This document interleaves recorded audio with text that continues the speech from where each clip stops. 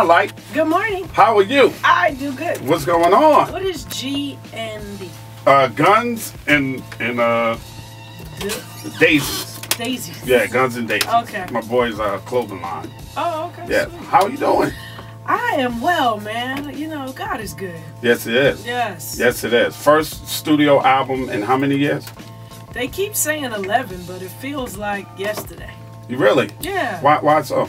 Well, because I put out free music all the time. It's never compiled into a full body of work that I can call an album. Mm-hmm. But I give away stuff on the internet. I have an app, MC Lyte. Right. That's free on Androids and iPhones, and I'll toss out songs all the time. Yeah, and I'm on your email list, so I get music from you all the time. Yeah, okay. I always get music from you, and I'm always in the loop of what you're doing, where you are, and where you're appearing, and what shows you're doing, and all that other stuff. But why now sit down and collectively do an entire You know album? what? We had I've built out a company, so to speak. Russell Simmons gave me Lynn Richardson. You know, he told me that this is the woman that could help me take this to the next level. And so we sat down in one of our corporate meetings with our staff, and everybody said, you need to do an album. And I was like, really? You know, I have finally like settled in with, oh, I don't have to do music. Like, I had built everything on doing music. And I think I was in the Bahamas one time doing MJ's Invitational, and somebody stopped me and said, when do you have new music coming out? And I just looked and said, I don't. It was such a relief. It was like, you know, trying to keep up. When's the new music? And, you know, you're trying to keep chasing that thing. So finally, I just was like, how about no? I'm going to do it when I feel like it, and I don't feel pressed or pressured to say that I am in the middle of working on music. Right. Right. So that's what your mindset was? Yeah, I just So took a after break. everybody jumped on top of you and was like, you need to do an album, what made you decide to finally go ahead and do it? Having something to say that was different from what I was hearing. And then these cats in Burbank, California, they come from everywhere, but that's where they are. And they're a group called Loudbox, and it's about 9 of them. They all sort of spawned from the church. They all play instruments, but they know hip hop.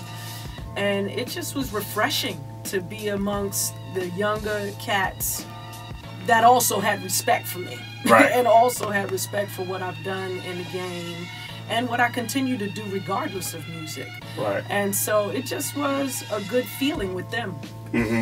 So y'all connected, and you said, you know what, I'm gonna do this. Yeah, I'm gonna do a light album. What's the name of this album? Wanted. Okay. But actually, this the gentleman that took me over there, Michael Bearden, was Michael Jackson's MD. Okay. As a matter of fact, he was set to go on tour with him, you know, prior to us losing him. However, he took me over there, and while we were sitting there, they all just got on an instrument, and you know, they just started playing. It wasn't like one of those producers, here's your beat, put something on there, see you later. Right. It was like, let's really work on this as a song, like just as Quincy Jones does when he walks into a studio and he says, I need George Benson to do the, you know, the... Give me Jerry Hay to arrange my horns. There you go. Right. Give me George Benson to play guitar on this. I can hear George on this. Right. I can hear, give me some strings, and I know what strings, what people I want. Give me the Brothers Johnson on bass. Bring Herbie Hancock. Yeah, bring in Herbie Hancock. You know. Right. So it turned out to be one of those. It was approached in a totally different way from how I'm accustomed to approaching a hip-hop record. Every time I talk about you, I always say that you are in my top 5 female MCs of all time. Well, top 5. That's good. I don't know which one of y'all, 1 or 2, or y'all can interchange you and Lauryn Hill. But y'all are my the top dogs on top of everything. And I always did like to tell people that when you first came out, we didn't know you were a girl. Yeah, I know. You put up, it was a lot. Chill Out said he thought I was a little boy. You had a lot of that. Yeah. Because we didn't know, we just thought you were dope. We didn't know you were a boy or a girl. Right. We didn't. We were just like, whoever this Lyte person is just so fucking dope. Like you got here MC Lyte. You got here MC Lyte. You got here MC Lyte. And then I think when we heard Cram to Understand You, then we kind of figured it out. Okay. Because Cram, Sam was a boy. But what happened? What happened to you in your life that you said, I'm gonna be an MC? Oh, Salt and Pepper. Salt and Pepper was before you? What? Yes. I always thought you influenced Salt and Pepper. I didn't think it was the other way around. No. Showstoppers came in '82. Okay. And I didn't come till '87. Really? Yeah. I was listening to Hot, Cool, and Vicious before I had an album out. Really? Yeah. Well, damn, I got my dates mixed up. I take your man whenever I feel Well, like is that not the most disrespectful hip-hop record between two females you've ever heard? Can I tell you? They meant it. Yeah. Whenever I feel like That's it. It's not a better, it's a damn promise. Ain't a threat or a, what is it? A threat or a bet. It's a damn promise from me to you. Your sex life's through. And if you get another lover, I'll take him too. I was like, every time I hear that song, I was like, that is so disrespectful. Right? Yeah. Oh my God. So Salt and Pepper were a heavy influence on you. Yeah, absolutely. I mean, I had heard, Shy Rock from the Funky 4 Plus One More. And then I just was enveloped in the message, just that story. Right. And I think that's what kind of catapulted me to want to tell stories in rhymes. Right.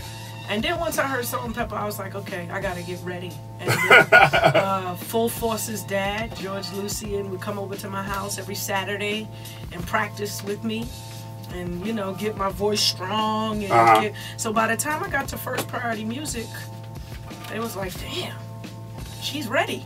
Wow. Yeah. Wow. Yeah. So Full Force, wow, what a reach Full Force has, huh? So then Dad would come and practice with you? Yeah.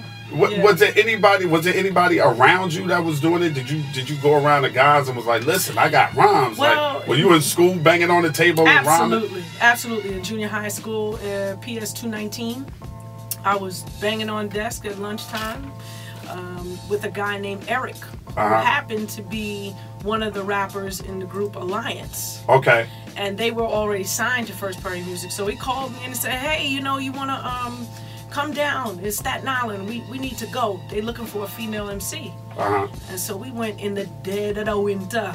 Oh my God, it was so cold. But we got on the ferry, and then on the other side, Milk was sitting there in a busted up Monte Carlo. We got in and went to the house, and they had the studio set up in the basement with all 4 tracks. Wow. To that Tascam. And I had my book of rhymes. And so I just started, saying stuff. And then he started making beats. And literally, I think I Crammed to Understand You was made the first night I met them. Wow. Yeah. Wow. And they put it out. Yeah. You didn't care about signing bonus? Don't give me, just put a record out. No. We went through the paperwork. We did go through the paperwork, but, at the time I was working in co-op. I was going to school one week, work one week, and I was actually working at the World Trade Center at Bear Stearns. Okay. And so at Bear Stearns, there were a lot of, intelligent older folks. So I asked one of them to look at the contract. And because I didn't have money for an attorney, so he looked at the contract and he took a while with it, and he got back to me. He said, well, they're just going to own 50% of your publishing. Right. And I was like, well, is that good or bad? He said, well, do you have anything else? And I was like, no. So, it just so happens that's what everybody looks for in the beginning. You got to pay your dues. Right. Until you can say no, you don't get shit now. I mean, excuse me, you don't get nothing. No, this is uncensored radio. You can say what you want to say.